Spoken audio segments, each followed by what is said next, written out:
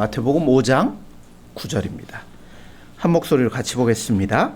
화평하게 하는 자는 복이 있나니 그들이 하나님의 아들이라 일컬음을 받을 것이미요. 아멘. 오늘 말씀은 좀 여러분에게, 아니 우리에게 힘이 들 수도 있는 말씀입니다. 창세기 1장 26절에 보면 하나님이 사람을 만드시면서 이렇게 말씀을 하십니다. 우리의 형상을 따라 우리의 모양대로 우리가 사람을 만들자. 우리 생각에는 나의 형상을 따라 내 모양대로 내가 사람을 만들자 하면 되실 것 같은데 우리라는 단어를 쓰셨어요.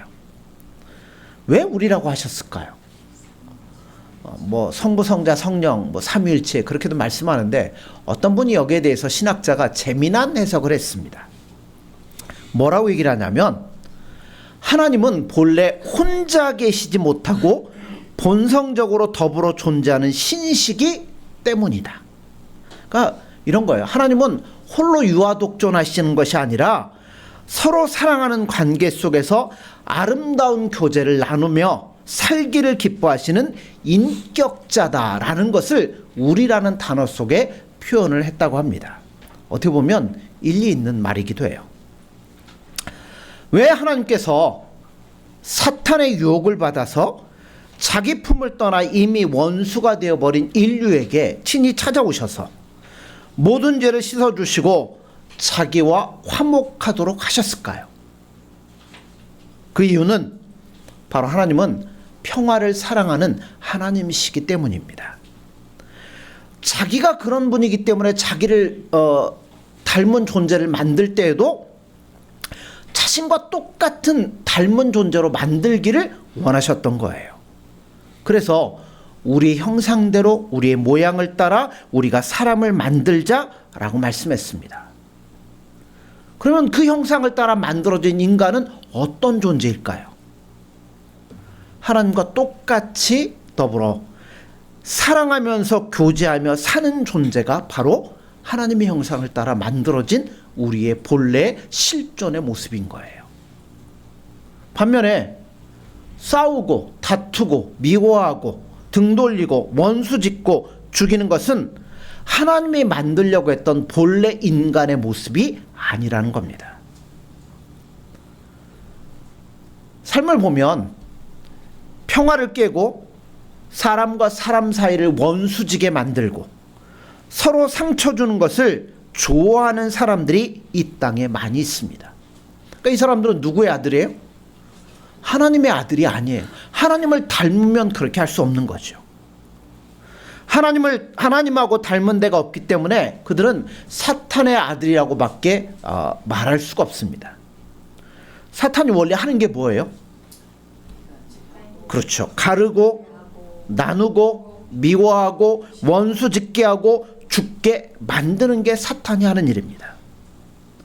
그래서 죄를 가지고 인류의 이 조상들을 타락을 시킨 후에 하나님과 원수지게 만든 존재가 누구냐면 사탄이라는 겁니다.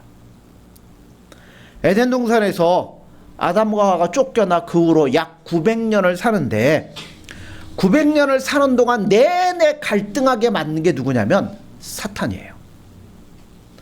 그 당시 사람들이 수명이 900세가 다 넘어가잖아요. 한번 상상을 해보세요. 에덴 동산은 농사 지을 필요도 없어요. 모든 게 다 갖춰져 있어요. 그냥 먹고 마시고 하나님과 교제하고 쉬며 즐기면 되는 곳이에요. 근데 죄로 말미암아 그곳에 쫓겨났습니다. 이제 뭘 해야 돼요? 땀을 흘리며 땅을 파고 수고를 하고 애를 써야 돼요. 아담이 땅 파다가 짜증이 막 치밀어 올라요. 내가 왜 이 땅을 파고 있어야 되나? 누구에게 화를 내겠어요? 아내에게. 뭐라고 해요? 왜 선악과를 따먹어가지고 나로 하여금 이 고생을 하게 만드냐고 아담이 얼마나 하와를 쏴붙였을까요? 하와 가만히 있어요? 뭐라고 그러겠어요? 당신은 남편이라 돼갖고 내가 따먹을 때 못 따먹게 만들어야지 왜 내버려둬갖고 이 모양을 만들었냐고. 몇 년 싸웠어요? 900년 싸웠습니다. 그걸 누가 마음에 조장을 시켜요? 사탄이 분란을 일으키는 겁니다. 아담과 하와만 그랬습니까? 아담과 사이에 누가 태어나요? 가인과 아벨이 태어납니다. 사단이 이번에 또 뭐예요? 충동질을 하죠. 가인이 동생을 질투하여 돌로 쳐 죽이는 끔찍한 비극이 이 땅에 일어나게 됩니다. 근데 그때만 그렇게 할까요? 지금도 마찬가지입니다.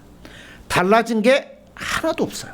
사람들로 하여금 나누게 만들고 갈라지게 만들고 미워하게 만들고 원수짓게 만들고 심지어는 죽게 만드는 일들을 사단은 지금도 하고 있다는 겁니다. 가까운 사람일수록 더 할 수 있어요. 부부 사이, 형제 사이, 오랫동안 사귀었던 친구 사이가 사단이 한번 손짓하면 한순간에 무너지는 것들을 우리가 보지 않습니까? 물론 우리가 이전에 비하면 훨씬 더 많은 것들을 소유하고 살아가는 것 같습니다. 그렇지만 그렇게 할수록 이상하게 누구를 닮아가냐면 마귀를 닮아가요. 그래서 극히 이기주의자가 되고 만다는 겁니다. 하나님의 아들이라고 말을 하기가 너무나 부끄러운 모습들을 우리가 발견하게 됩니다.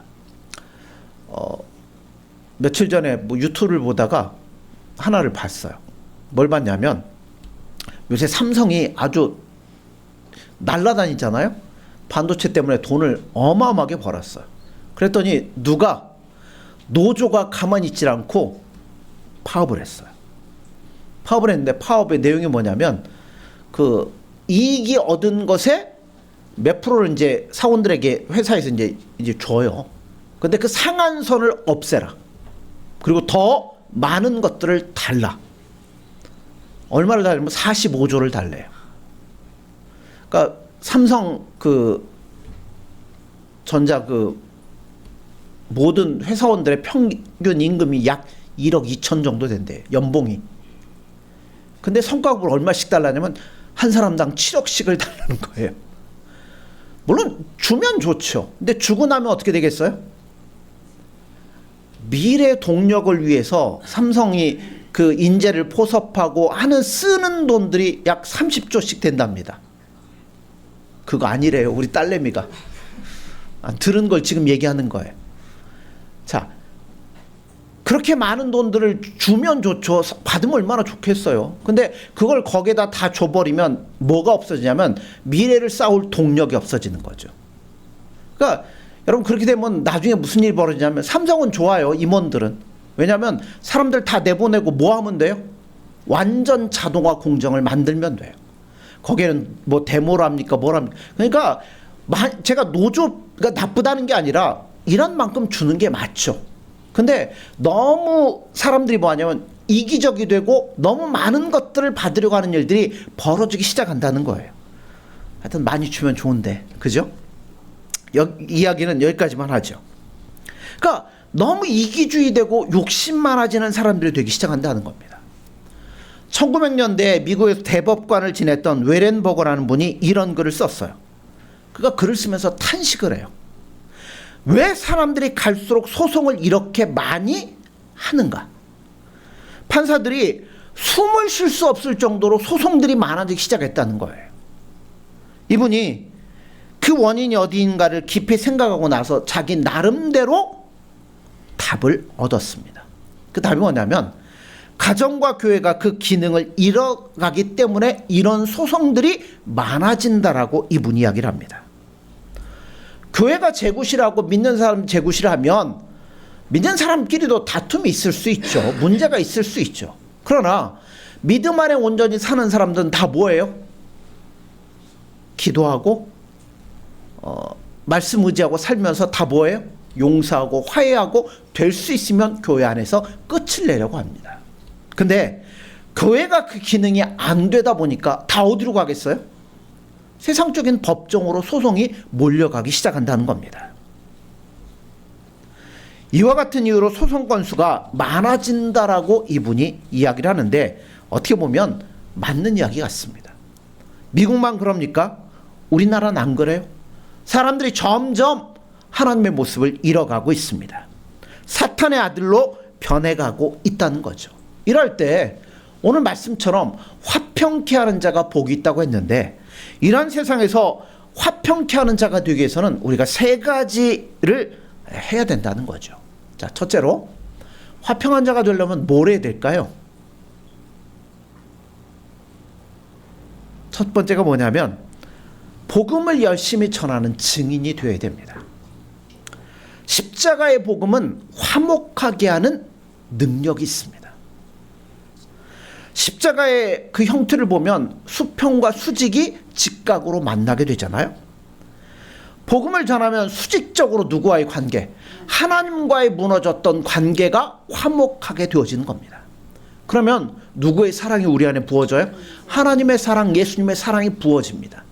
그 사랑이 부어지면 이제 뭐가 완성이 되냐면 수평적인 관계, 사람과 사람 사이에서 하나님 주시는 사랑, 예수님 주시는 사랑으로 다른 사람들을 사랑하며 감싸 안으며 나아갈 수 있다는 겁니다.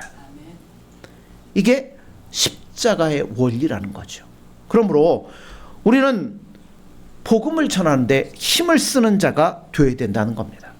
에베소서 2장 16절 17절에 보면 원수된 것을 십자가로 소멸하시고, 십자가는 원수된 관계를 소멸시킨다고 말씀합니다. 또 오셔서 먼 데 있는 너희에게 평안을 전하고 가까운 데 있는 자들에게 평안을 전하셨으니, 예수 그리스도의 이름, 십자가의 복음, 이것이 하나님과 우리 사이의 원수된 담을 허무는 능력이 됩니다. 그래서 먼 데 있는 자나 가까운 데 있는 자나 하나님의 사랑으로 서로 화목하게 하는 놀라운 능력을 복음이 가지고 있다는 겁니다. 그러므로 우리는 뭐 해야 돼요? 힘써 복음, 예수님을 전해야 된다는 겁니다. 한신교회 이중표 목사님이 쓴 책이 있습니다. 아주 유명해요. 제목이 나는 날마다 죽노라. 그 책을 보면 이중표 목사님이 젊은 시절에 조그만 교회를 담임하고 있었습니다. 근데 그 교회에 한 자매가 있는데 얼마나 이 사랑스러운지요. 외모로 사랑스럽다는 게 아니라 새벽에면 열심히 나와서 하나님 앞에 기도하고, 교회에서 봉사할 일이 있으면 누구보다 앞장서서 열심히 그 일들을 하는 자매였습니다. 그러니 목사가 볼 때 당연히 정이 갈 수밖에 없어요. 그래서 항상 눈여겨보고 있는데 문제는 남편이었습니다. 이 남편은 옛날 말로 하면 우편 집배원인데 예수님을 안 믿어요. 거기다가 알코올 중독입니다. 이틀이 멀다 하고 술이 떡이 돼서 집에 들어와요. 술을 먹고 들어오면 꼭 하는 게 있죠. 아내를 두들겨 팹니다. 이틀이 멀다 하고 맨날 술 먹고 들어와서 아내를 패니 이 목사가 볼 때 뭐 하겠어요? 이건 도저히 안 되겠어. 어느 날 갔어요. 가지고 왜 아내를 그렇게 팹니까? 하고 물어보니까 당신이 뭔데 내가 내 아내를 패는데 와가지고 하냐고 막 화를 내니까 목사님 어떻게 할 수가 없었어요. 그래서 어쩔 수 없이 그냥 기도만 하고 있는데, 하루는 집에 있는데 그 집 아들이 목사님 큰일 나, 우리 엄마 죽었어요. 놀래가지고 달려갔더니 술 먹고 들어와가지고 옛날에 목침 있잖아요, 나무로 만든 베개, 그걸로 아내를 때려가지고 맞고 기절해가지고 피를 흘리면서 마당에 쓰러져 있어요. 목사님이 엎고서 불이 나게 보건소로 뛰어가서 치료를 해서 겨우 위기를 모면을 했습니다. 그리고 나서 결심을 하기 시작해요. 내가 이 사람한테 맞아 죽는 한이 있어도 이 사람에게 복음을 전해야 되겠다. 어느 날 나를 보다가 수요일이 됐습니다. 저녁이 되어서 그 집에 갔어요. 갔더니 마침 저녁을 먹고 있어요. 밥상에 앉아서 선생님, 오늘은 저하고 꼭 같이 가서 예배를 꼭 드립시다. 근데 술을 안 먹을 때는 얌전해요. 그러니까 이 사람이 예 그러겠습니다 하고 밥을 먹었어요. 목사님 계속 밥상머리에 앉아 있으니까 이제 화장실을 간다고 하면서 도망을 가려고 이제 하는 거예요. 목사님 그 낌새를 채고 화장실 따라갔습니다. 따라오니까 어쩔 수 없이 옛날에 화장실 바깥에 있잖아요. 화장실 들어갔어요. 10분이 지나도 안 나와요. 20분이 지나도 안 나와요. 30분이 지나도 안 나와요. 밖에서는 교회 초종이 울립니다. 여러분 초종이 뭔지 알아요? 옛날엔 예배 드리기 전에 종을 2번을 쳐요. 30분 전에 땡그랑 땡그랑 종을 치고 예배 시간이 되면 땡그랑 땡그랑 종을 쳐요. 초종이 울리는데도 안 나와요.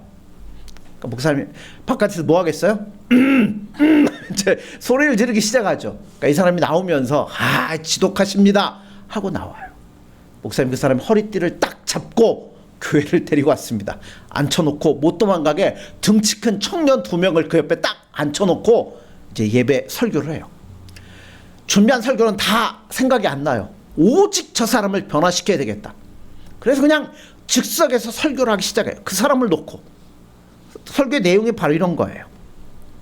인생이 한 번밖에 없는데 어떻게 술 먹고 맨날 아내를 때려가면서 살겠는가. 나중에 그런 짓을 하다가 세상을 떠나면 하나님 앞에 설 텐데 하나님 앞에 어떻게 볼 것인가. 이 설교를 신랄하게 직설적으로 막 설교를 하기 시작합니다. 설교를 다 해갈 때쯤 딱 보니까 그 사람의 얼굴에 눈물이 쭉 흐르고 있어요. 예배를 다 마쳤습니다. 그 사람이 나오더니 목사님, 제가 오늘부터 예수님 믿겠습니다. 그리고 제가 내일 새벽부터 교회 종을 치겠습니다. 그러더니 그 다음날부터 새벽이 되면 이 사람이 종을 땡그랑 땡그랑 치면서 믿음 생활하기 시작했습니다. 술도 끊고 아내를 때리던 버릇도 다 버리고 이제는 집배원이니까 뭐예요? 편지 전달하러 가잖아요. 얼마나 좋은지 몰라요. 편지 왔습니다 하고 편지 또 하나 있네요. 천국에서 온 편지입니다. 그러면서 복음을 전하기 시작해요. 할렐루야. 얼마나 놀라운 일입니까? 이 사람이 변화되기 시작했어요. 하루는 목사님 찾아와서 목사님, 우리 집 사람이 어쩌면 그렇게 아름답고 천사 같습니까? 목사님 뭐라고 그랬어요? 그걸 지금 알았냐? 속으로 이제 그렇게 얘기를 하십니다. 이 집배원 되신 분이 나중에 신학을 하고 다 마치고 서울 삼양동에서 목회를 하고 있다는 이야기를 그 책에서 소개를 하더라고요. 여러분, 하나님, 예수님을 믿으면 가정에 평화가 옵니다. 하나님을 믿고 예수님을 마음에 모시면 원수도 사랑하게 된다는 겁니다. 그러니까 우리는 뭐 해야 돼요? 화평케 하는 자가 되려면 복음이 들어가야 돼요. 그래서 복음을 전하는 자가 바로 영어로 피스메이커, 화평케 하는 자가 될 수 있다는 겁니다. 두 번째로, 화평케 하는 자가 되려면 서로 용서해야 됩니다. 한번 금이 간 사이는 피차 용서하지 않으면 회복하기가 쉽지가 않습니다. 골로새 3장 13절에 보면 이런 말씀이 있어요. 누가 네게 혐의가 있거든 서로 용납하여 피차 용서하되 주께서 너희를 용서하신 것과 같이 너희도 그리하고 이 모든 것 위에 사랑을 더하라. 이는 온전하게 매는 띠니라. 서로 간에 갈등이 생기고 갈리게 되면 지체하지 말고 서로 피차 용납하고 용서하라는 겁니다. 이게 참 쉽지 않은 문제예요. 물론 잘못한 쪽이 먼저 와서 용서를 비는 게 맞습니다. 근데 싸우는 사람들을 보면 잘못한 사람은 아무도 없어요. 다 자기가 옳아요. 그러니까 그럴 때는 누가 해야 돼요? 예수 믿는 우리가 먼저 용서하고 용서를 구하고 화목하기를 힘써야 된다는 겁니다. 우리는 어떻게 보면 세상에서 누구보다도 큰 많은 용서를 받은 사람입니다. 하나님은, 예수님은 우리의 모든 죄를 다 용서해 주셨습니다.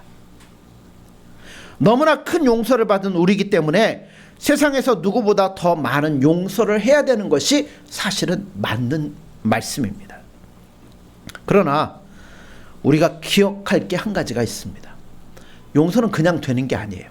용서에는 뭐가 따라오냐면 희생이 따라올 수밖에 없습니다. 베드로가 예수님에게 어느 날 찾아와서 이렇게 질문합니다. 예수님, 원수가 나에게 잘못하면 7번 용서합니까? 7번도 뭐예요? 최대치에. 막 7번 합니까?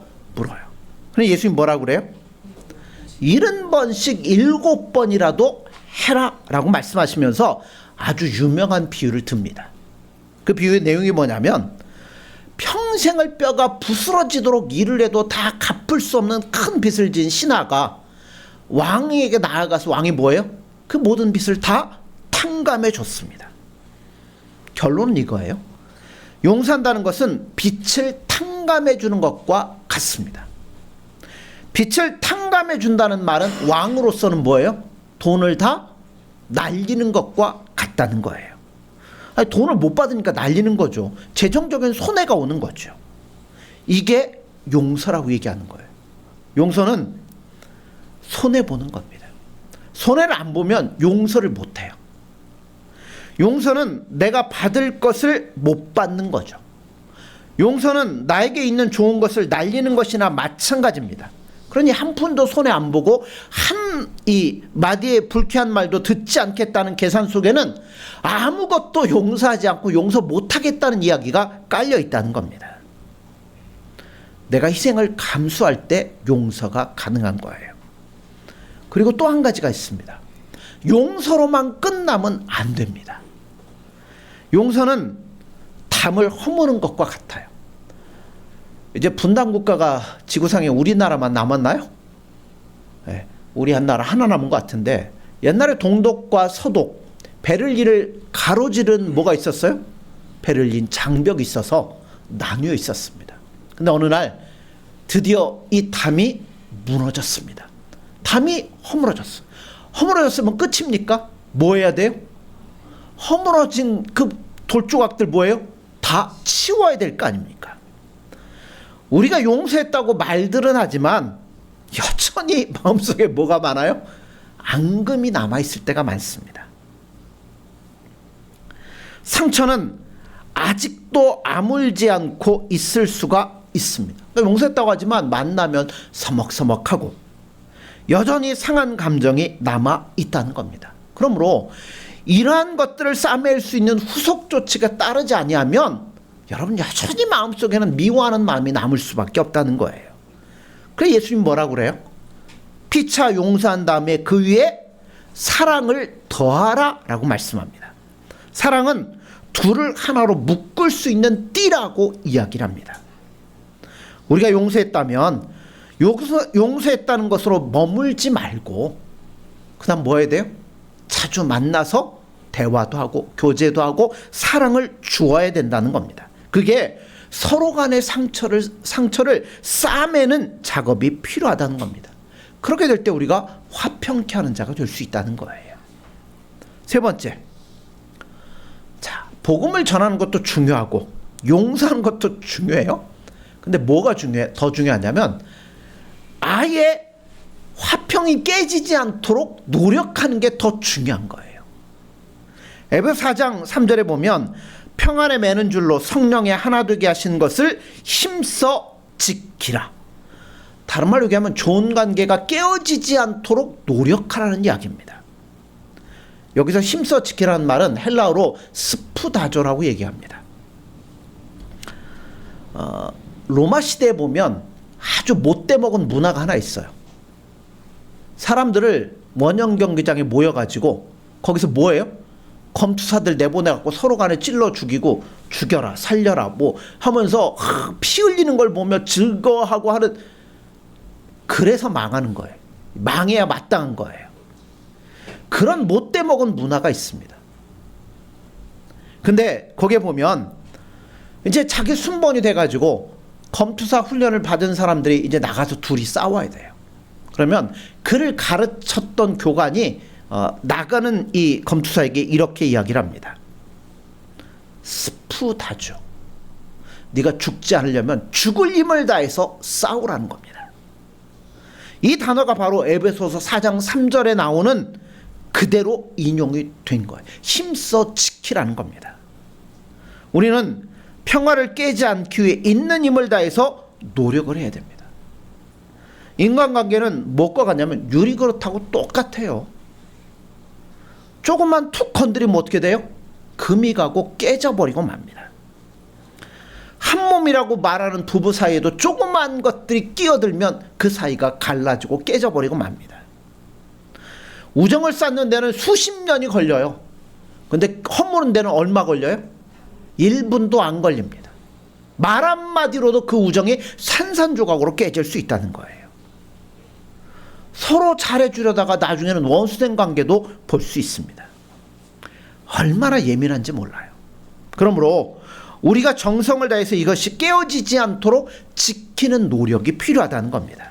이 노력이 없으면 우리는 화평케 하는 자가 될 수가 없다는 거예요. 마태복음 5장 23절 이하를 보면 예수님 말씀 가운데 굉장히 중요한 말씀 하나가 나옵니다. 어느 어떤 사람이 형제에게 나도 모르게 나가라고 욕을 했어요. 집 나가, 그게 아니라 헬라어로 욕을 한 거예요. 저주를 한 거죠. 나도 모르게 미련한 놈이라고 저주를 퍼부은 거예요. 근데 이건 까맣게 잊고 있다가 어느 날 이 성전에 왔습니다. 그리고 하나님 앞에 제사를 드리는데, 예물을 드리는데 갑자기 뭐예요? 내 형제에게 미련한 놈이라고 내가 얘기했지 하는 게 생각이 나면 어떻게 하라고요? 계속 제사를 드리라고요? 제사를 멈추고 그 형제를 찾아가서 잘못했다고 사과하고 화목하고 용서를 받은 후에 돌아와서 다시 제사를 드리라는 겁니다. 왜 그럴까요? 상한 감정을 그대로 내버려두면 나중에 그것이 악화될 때 어떤 피해와 고통을 줄지 모르기 때문에 미리 막으라는 겁니다. 이 깨진 관계를 다시 회복하기 위해서도 우리가 다 정성을 기울여야 되겠지만 그 전에 깨어지지 않게 노력하는 것도 필요하다는 겁니다. 오늘 우리는 어떻습니까? 이것저것 양보하고 서로 사이가 나빠지지 않도록 애를 쓰다가도 참 뭐 문제만 걸리면 다 이게 무너지는 것들을 볼 때가 많아요. 돈 문제가 걸리면 형제간에도 그 우애니 뭐니 다 깨져버리고, 뭐 사람과 친구 사이에도 그런 일들이 많을 때가 있습니다. 어떻게 보면 그럴 때 보면 마치 하나님의 아들이 아니라 마귀의 아들들 같습니다. 여러분, 만약 여러분의 자식이 여러분을 하나도 안 닮았다면 사랑스럽겠습니까? 이쁘겠습니까? 물론 우리 아들이 막 현빈을 닮고 저를 한다고 그러면 아이고 좋네 이럴 수 있을지 모르겠지만, 여러분, 나를 닮아야 이뻐하고 사랑이 갈 거 아니에요. 하나님의 아들인 우리가 하나님을 안 닮고 마귀를 닮으면 하나님께서, 예수님께서 어떻게 우리 안에 더 많은 사랑을 주실 수 있겠습니까? 그러므로 우리는 하나님의 자녀답게 살아야 돼요. 화평케 하는 자로 살아야 된다는 겁니다. 분쟁이 있는 곳에 평화를 심는 하나님의 아들이 여러분 되시기 바랍니다. 이게 쉽지가 않아요. 용서에는 뭐가 따른다고요? 희생이 따른다고 하잖아요. 희생하는 거 좋아하는 사람 사실 별로 없습니다. 그러니까 어떻게 보면 오늘 이 말씀이 우리에게는 굉장히 부담이 될 수도 있어요. 그러나 여러분, 화평케 하는 자가 되십시오. 그러기 위해서 뭐 하라고요? 첫 번째, 복음을 전하셔야 됩니다. 복음, 예수님이 우리의 마음을 변화시킬 때 사랑이 우리 안에 충만해질 수 있고 남들을 용서하고 이해하고 화목케 하는 자가 될 수 있어요. 두 번째는 서로 용서하십시오. 용서하려면 희생이 따라야 돼요. 내 것을 내려놓고 나를 낮추고 상대방을 이해하고 사랑할 때 화평케 하는 자가 될 수 있습니다. 마지막 세 번째는 힘써 평화를 지키기 위해 노력하셔야 됩니다.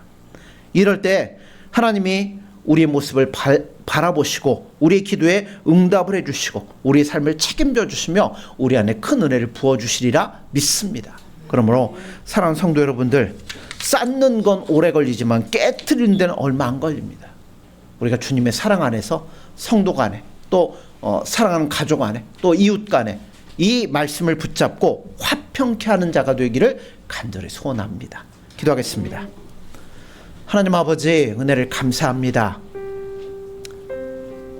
하나님과 원수된 우리를 사랑하여 주셔서 하나님의 귀한 자녀 삼아주시고 우리 안에 예수 그리스도라는 빛난 복음을 허락해 주셔서 우리가 예수님을 사랑하며 살게 하여 주시니 감사합니다. 이제는 이 사랑이 우리 안에 차고 넘쳐서 이웃에게 흘러갈 수 있도록 도와주시고 분쟁이 있고 나눔이 있고 다툼이 있는 곳에 우리를 통하여 예수의 복음이 증거됨으로 말미암아 그곳에 화평이 찾아올 수 있는 은혜로운 삶이 될 수 있도록 함께하여 주옵소서. 그렇게 하기 위해서 저희들 믿음으로 나아갈 때 저희들 부족하고 연약하지만 우리 안에 주님의 사랑을 부어주셔서 능히 우리가 이 일을 감당할 수 있는 자들이 될 수 있도록 축복하여 주옵소서. 예수님의 이름으로 기도드립니다.